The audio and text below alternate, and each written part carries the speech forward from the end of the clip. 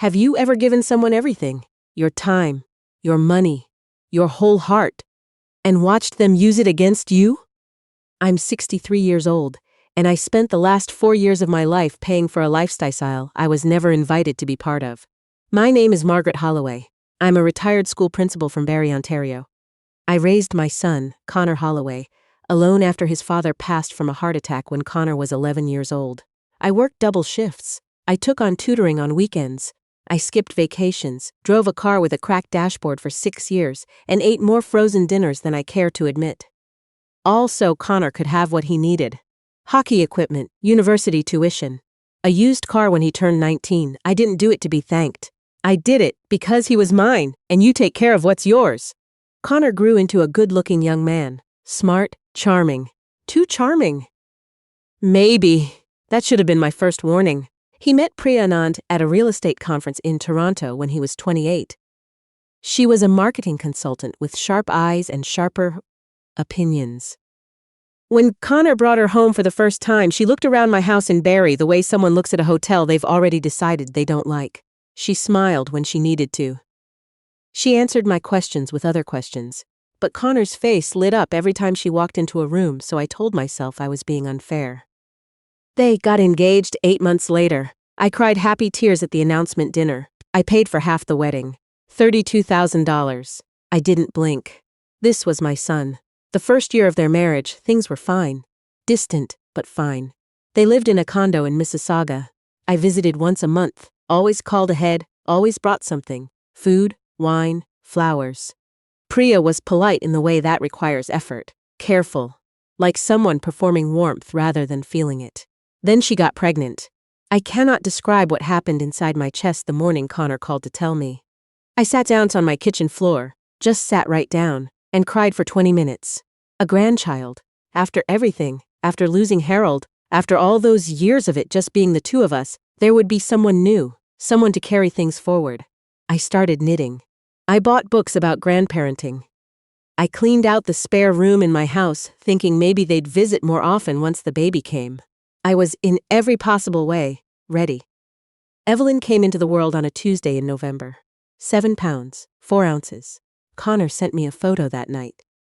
This tiny face, eyes scrunched shut, wrapped in a yellow blanket. I drove to Mississauga the next morning, flowers in the back seat, heart so full I could barely breathe.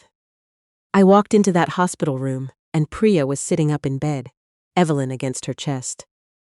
Connor was beside her. They both looked exhausted and beautiful, and I wanted to reach out and hold my granddaughter more than I'd ever wanted anything. "Can I hold her?" I asked. Priya looked at me, then looked at Connor. "She's just settling," Priya said. "Maybe later." Later came and went. I sat in that room for 2 hours and left without holding Evelyn once.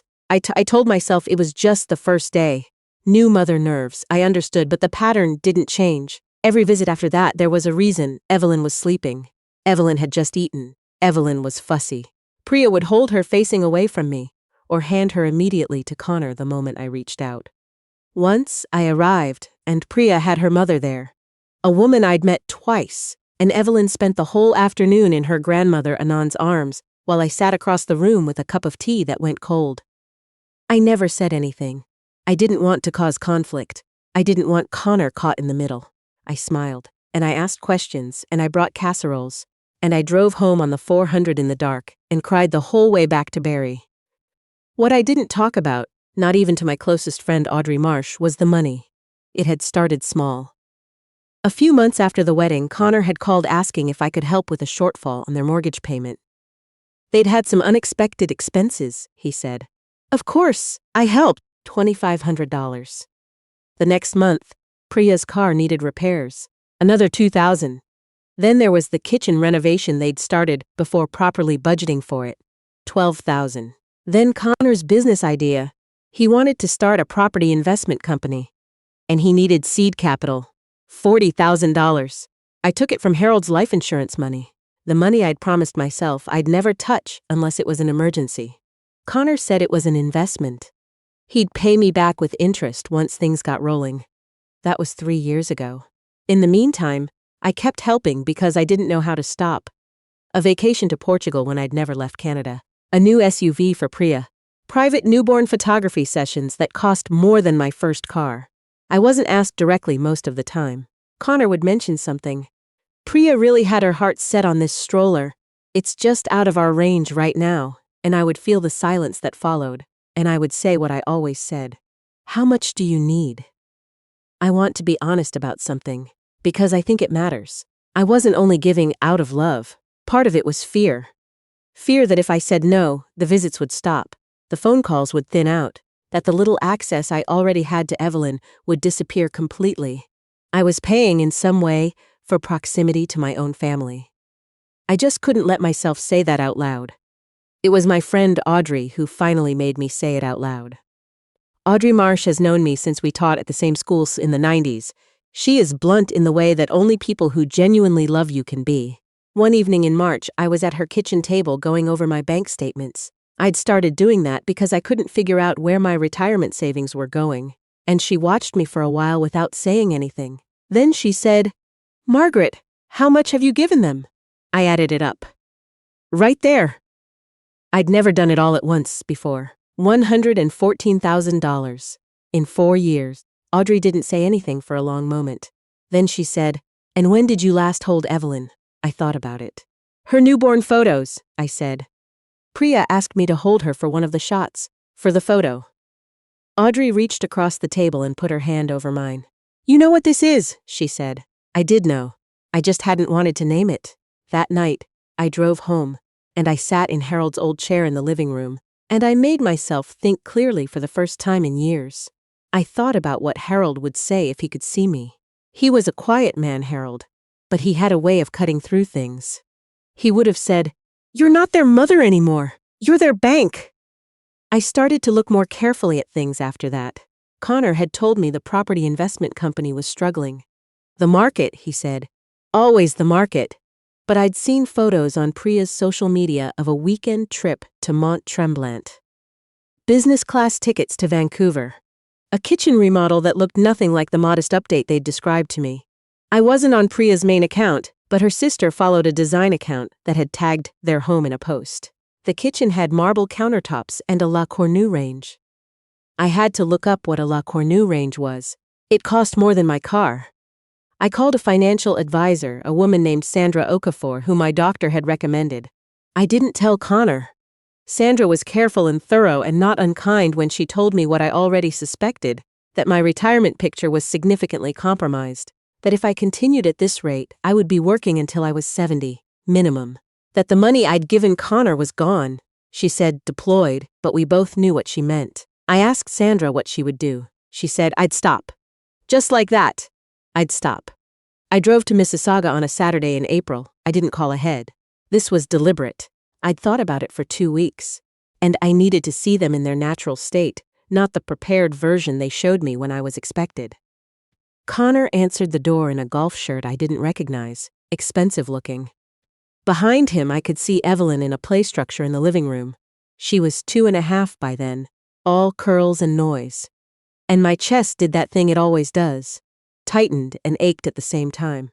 Priya came around the corner from the kitchen, and her face did something complicated when she saw me. "We weren't expecting you," she said. "I know," I said. "I'd like to come in." I sat down and I looked at my son. I'd rehearsed what I was going to say, but when I saw his face, he looked tired, but also guilty, which told me he already knew some version of what was coming. I just said it plainly. "I need you to tell me what happened to the $40,000 I gave you for the company." Connor looked at Priya. Priya looked at the floor. "It was reinvested," Connor said. "Into the portfolio." "There is no portfolio," I said. "I spoke to Sandra Okafor last week. I've been through everything. There's no portfolio, Connor." The silence that followed was the loudest thing I've ever heard. What came out over the next hour was this. The property company had folded within the first year. Connor had lost the initial capital, some of it in bad deals, some of it. I would later find out through Sandra and a lawyer named David Chung that I retained the following week, in personal expenses that had been run through the business account, a generator for the cottage they'd rented. Meals. "The Portugal trip," Connor cried. He kept saying he'd meant to pay it back. He kept saying he'd been ashamed to tell me. He said Priya didn't know the extent of it, and she sat there looking at the wall, and I honestly could not tell if that was true. She didn't know? I said. I handled the business side, Connor said. I looked at Priya. She still wouldn't look at me. I thought about Evelyn in the next room. I thought about all the visits where I'd sat with a cup of cold tea and waited for someone to let me hold my granddaughter. I thought about Harold's life insurance money. I thought about the cracked dashboard and the frozen dinners and every single thing I'd done without so that Connor could have more. I didn't cry. I'd cried enough in the car on the 400. I was done crying about this. I said, I won't be providing any further financial support to either of you. Connor started to say something. I'm not finished, I said, and something in my voice stopped him. I have retained a lawyer, David Chung. He'll be in contact with you regarding the funds that were misappropriated through the business account. I'm not doing this to punish you. I'm doing it because that money was mine, and what happened to it wasn't right, and I deserve to retire without working myself into the ground. Priya's head came up then. She looked at me properly for the first time all afternoon. You're suing us? She said. I'm protecting myself, I said, which is something I should have done a long time ago. I stood up to go. And then, I don't entirely know what made me do this. I turned and I walked into the living room where Evelyn was playing with a set of foam blocks. I crouched down beside her, and she looked at me with Harold's eyes. These serious dark brown eyes, and she held a yellow block out to me.